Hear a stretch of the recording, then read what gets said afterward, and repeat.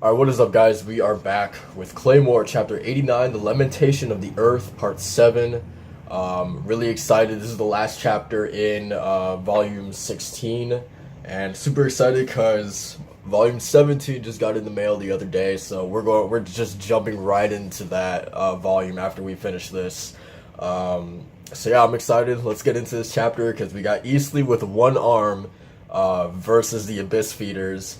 Their mouths just opened up, so I'm really I don't know how this is gonna go, man. Like, I feel like Eastleigh shouldn't have a problem against these things, but then again, like, he is facing 11 awakened ones, so like I feel like that would be tough for any creature of the abyss, let alone Eastleigh. So yeah, I don't know, but let's just get into it. Filthy beasts. So he's actually trying to grow his arm back. Interesting.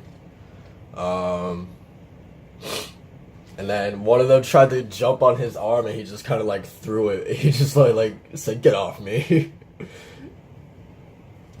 All right. Yeah, he was just basically like, "Get off me! Come on." And then another one came to his feet. I guess that he just kicked it off too on this panel over here with the hoof, man, with the hoof. And actually, with that one that he kicked off of him, he actually knocked off the head. So that is their weakness, right? To like kill them for good is to actually get them in the heads, right? Um, all right. So how irritating! They won't even give me a chance to regenerate.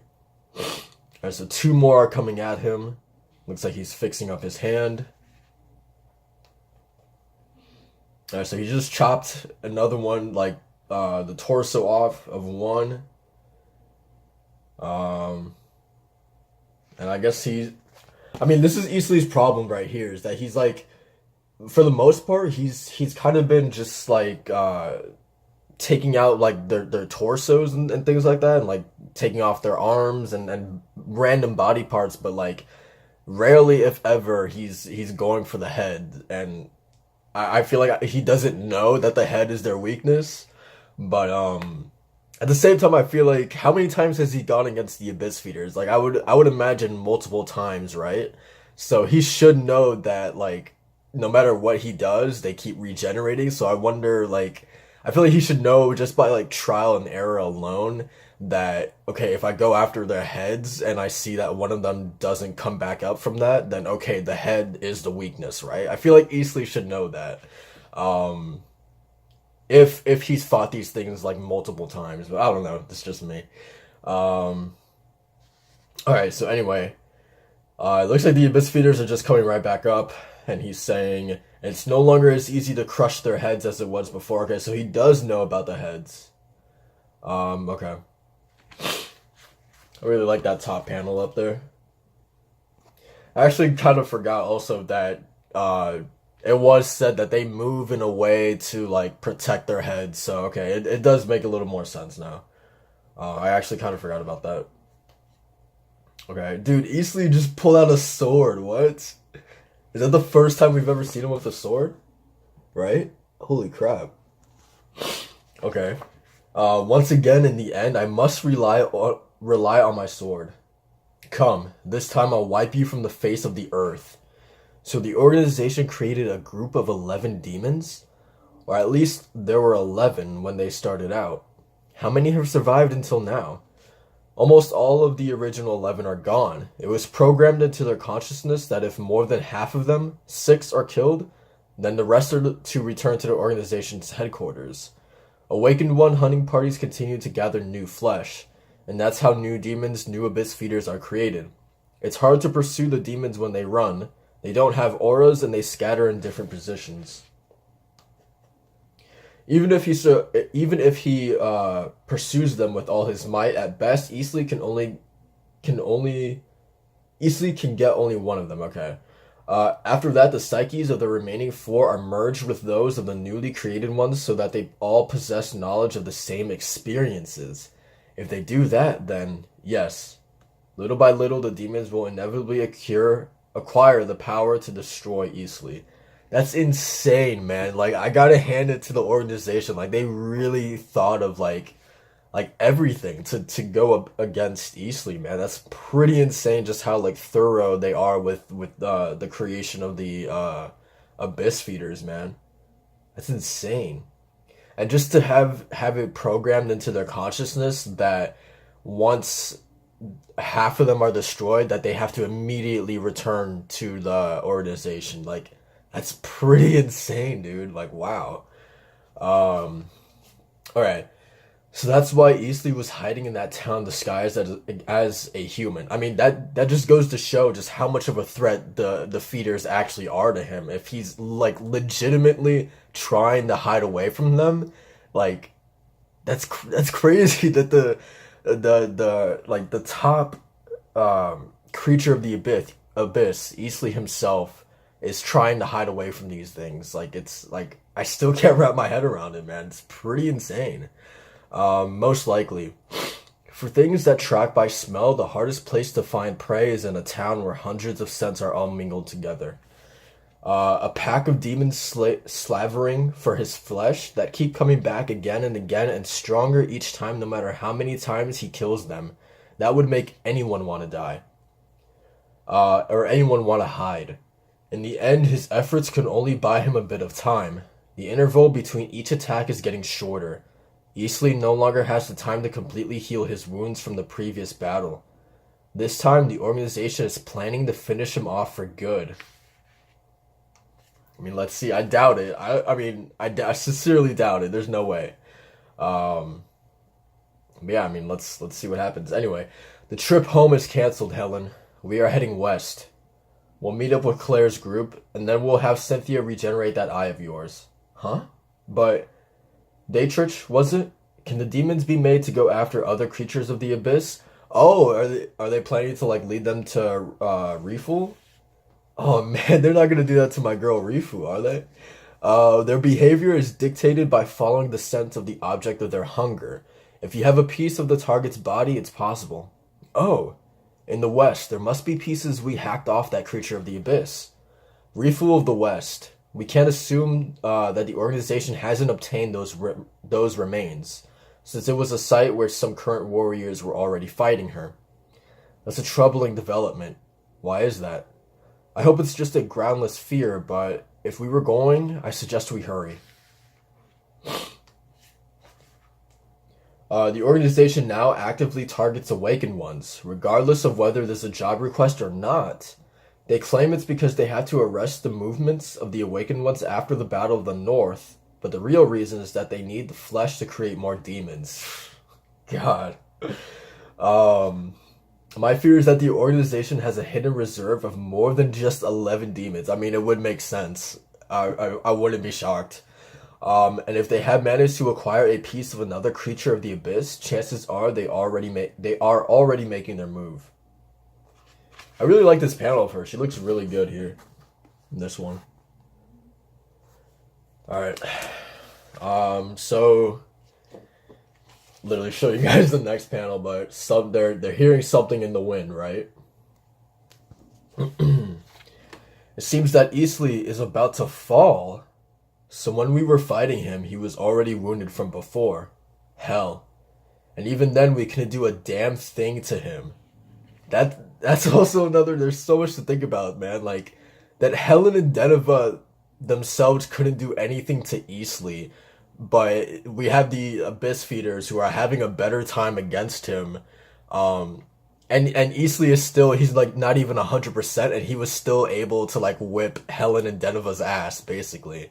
But I mean, then again, like, the Abyss Feeders, you know, there's 11 of them, right? And they're more programmed to take on somebody like Eastleigh than I would assume Helen and Deneva are. So, I don't know. It's like, I mean, it still shows that those two and like all the seven ghosts have like a really long way to go if they want to fight the creatures of the abyss. But, I mean, it also kind of shows you like just how like incredibly, like how big of a threat that the feeders are themselves as well. All right. Okay, so yeah, it's just like the wind is just like howling, I guess, in the town. It's making me. They're really building this up into something big, man. All right, and then you got a couple of the abyss feeders. Their heads taken off. They were really building this up, man. Oh, Eastlei's still standing, man. In this bottom panel down here, he's still up. Jeez, man, that panel though. Like seeing all the cracks all over his body. See if you guys can see it. Yeah. And the sword too. Oh man. Yeah, I'm really trying to like take in this panel. Yeah, crazy, man. It's crazy that the feeders were able to do this much damage to him. I didn't even notice that his two back legs were taken off. Holy crap, how is he even standing right now? So he's lost an arm and 3 legs. Man. Okay. Eastley just fell down. Oh crap. He just fell down here, but... Okay, are the Abyss Feeders all done, or what? Damn. Even when Priscilla shattered half my body in an instant, it was a pleasure compared to this. Having one's body be slowly eaten away bit by bit, what an awful feeling. No way. Eastley's really gonna die here. No way. Oh my god, dude, the feeders are coming for him.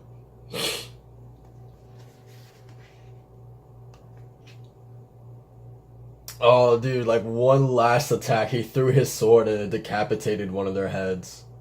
And then the head just fucking like regenerated itself. Are you kidding me? Over here? Yeah.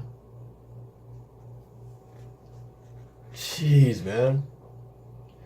Had I defeated just one more, the rest would have scattered. Really? That's all it would have taken? He defeated 5 of them. Really? Damn, that's really sad that he was just 1 away. Is Eastley really gonna fucking die? What? Oh man. Yeah, they're all eating him, man. This kind of reminds me of like Attack on Titan when what the female Titan, when spoiler alert, but when Annie called for like all the, just, you know, she just screams in the force. I think it was like episode 20. But she just like screams and she attracts all these titans to come like devour her body so she can escape. This kind of reminds me of that, but Eastley's not getting out of this, I don't think. Oh man, so yeah, they're just like climbing on top of him and eating him. At some point, the anger I felt at being unable to kill them was surpassed by the relief I felt when they would withdraw.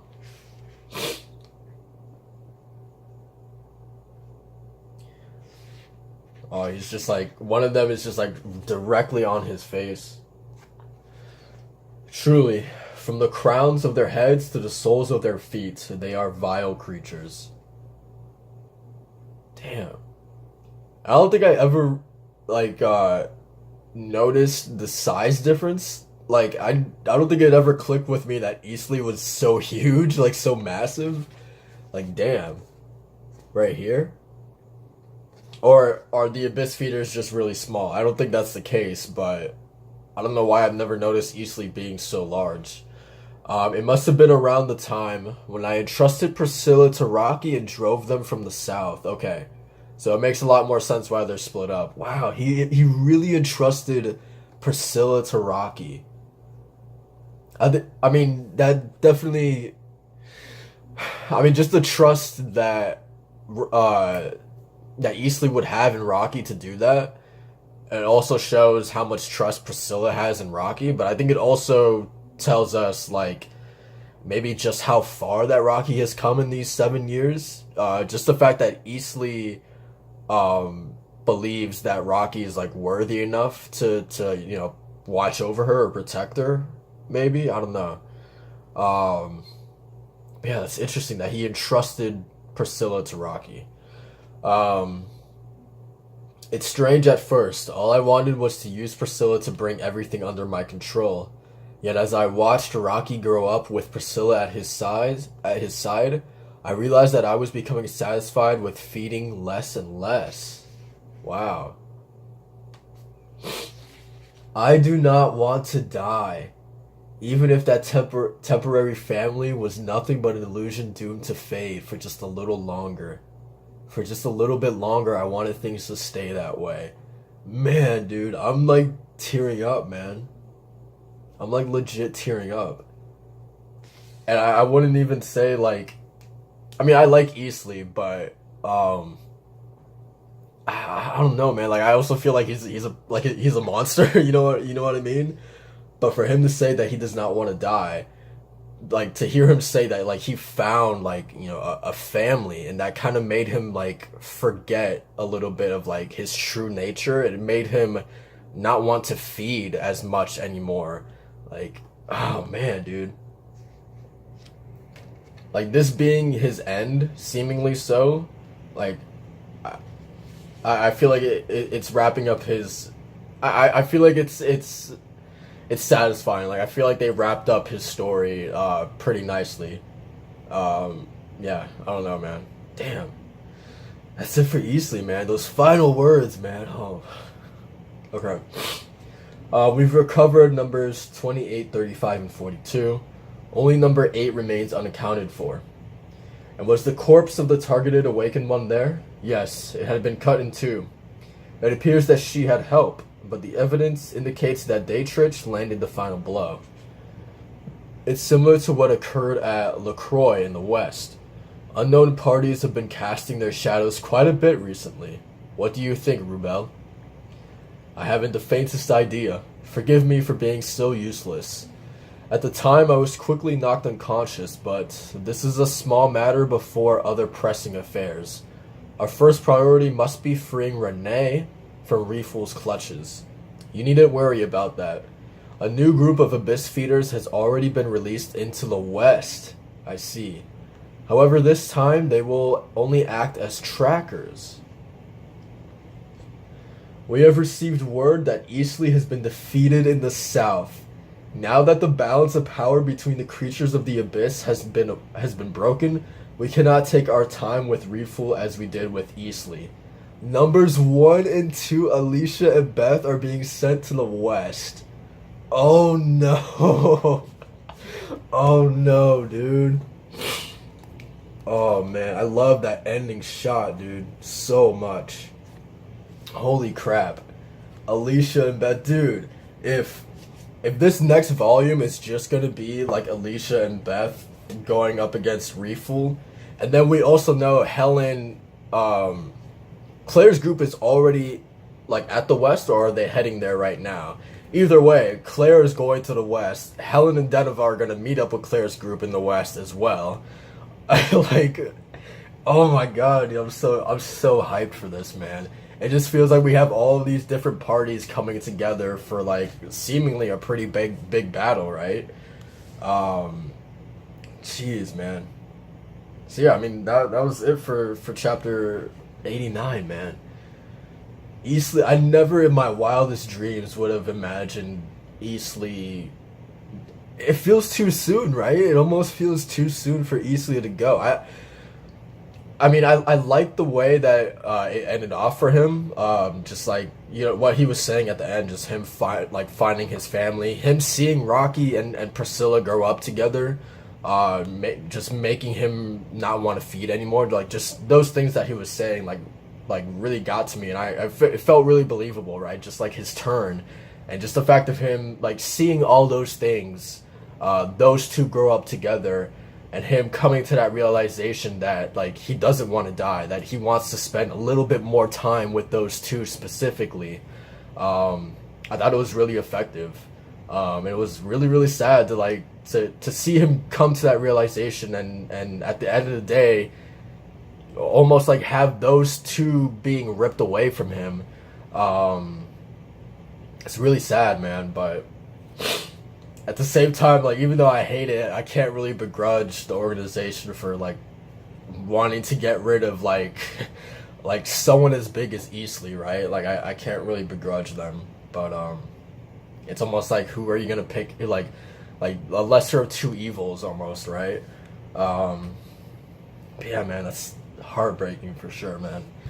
But yeah, like I said, man, I definitely did not expect Eastly to go so soon. Like, it's really crazy. I would have loved, now knowing this, like how he felt about those two. I really wish that we got to see them reunite like one last time or something. I don't know, but nonetheless, I think it was an effective way for him to go out. I'm scared to death of these Abyss Feeders, man. If they could take out Eastly, they could take out anybody, man. They really can. And now like Reeful is done. Reeful is done. On top of the Abyss Feeders that are coming after her, you also have Alicia and Beth coming after her now. Like, doesn't that seem like a little bit of overkill? Like, damn. I don't know what Reeful is gonna do. But then at the same time, you also have, Claire and her group, and then Helen and Deneva, and Daytrich, I guess, is going to be tagging along as well. Like, how are they going to fit into this? Are they going to help Refool or what? I don't know, man, but it's definitely, like, ramping up, man. I really like what's happening. It's crazy for sure. But yeah, that's it for this chapter, guys. I'm hyped. This is great stuff. This volume altogether was really, really great. But yeah, excited to get to the next one. So I'll see you guys then. Like, comment, subscribe for more Claymore, and I'll see you guys next time. Peace.